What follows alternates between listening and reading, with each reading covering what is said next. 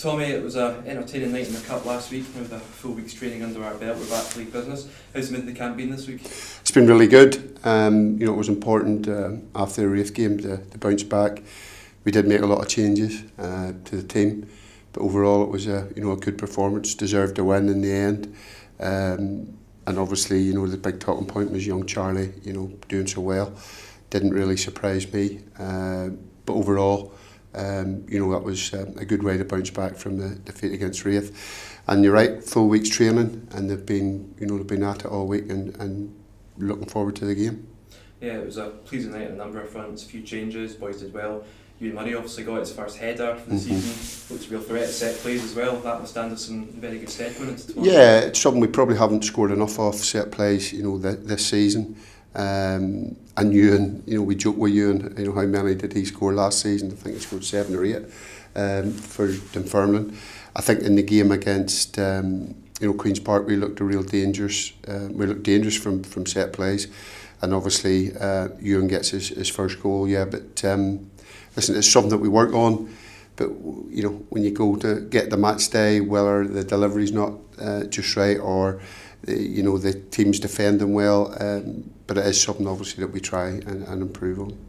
Dunfermline on Saturday, they've had a slightly funny season so far, winless in the league, but still a very big club, and I imagine still a threat to us on Saturday. Yeah, they're a massive club. They've they'd high ambitions and probably still have high ambitions to do really well this season. I think they've got new owners and they're trying to build, and I know having just lived up the road for a number of years, the potential of the club is massive. They're at the wrong end of the table, but it doesn't affect how we approach the game. We approach the game as if it's a top of the table clash. We've got to give the opposition the utmost respect, and we'll prepare exactly I say how we would if it was a top of the table clash. So I'm aware of of the good qualities they've got. I'm also aware of areas I think that we can exploit them. So let's hope we can continue to be unbeaten away from home and go away and get 3 points. You've said previously, and indeed at the event with the supporters on Wednesday, that Fraser Murray and Chris Stokes were both nearing a return from injury. It must be pleasing to finally see those kind of injuries clear up as well. Yeah, well Fraser's actually trained all week. Chris is still to get out on the pitch.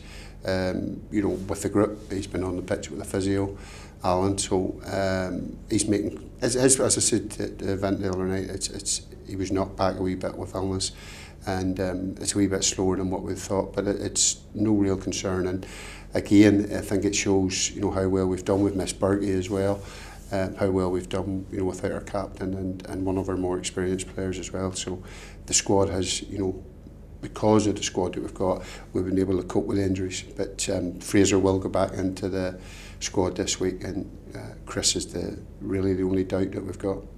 And just touching upon that event on Wednesday, it was a really positive night in collaboration with the Kelly Trust, and you've always said since day one, since you were manager of this football club, that building a connection with the fans is so important, and that was a good example of that. Yeah, I think it's important, for the players and staff, and one of the things I've did at first was, my wife and myself have moved over to the area full time. We've sold our house in Northern Ireland. Definitely is finding a house in the area at the minute. So I think that's important, to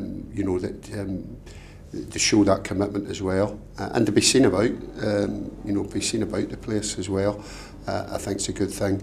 I've always, I think because I was a youth development officer, at my hometown in Ballyclare, I've always seen the importance of, the club, everybody at the club reaching out to supporters. Some managers would maybe shy away from question and answer nights, and listen, maybe in another time of the year we're not doing well, it can be a bit more of a harder night, but it was a really enjoyable night. I hope the fans enjoyed it. I honestly, and just getting into the club, and particularly this season, didn't realise the amount of work that the trust do and how important they are to the club. And it's not only the trust. I mean, if you look how well this club has been supported since we've been relegated, it's been incredible. And all the trust members and all the supporters deserve a lot of credit. So I think that the plan is that will be,